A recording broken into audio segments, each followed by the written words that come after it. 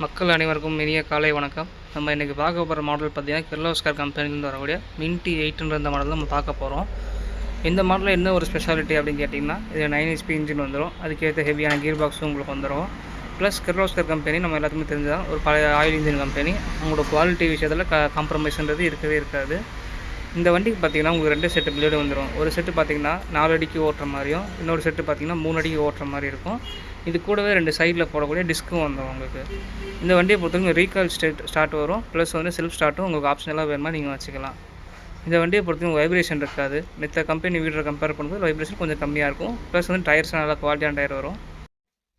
இந்த மாடலுக்கு நான் அட்டாச் பண்ணி பார்த்தீங்கன்னா 2 செட்டு பிளேடும் இது கூட வந்துட்டு சைடு டிஸ்க்கும் வந்துடும்.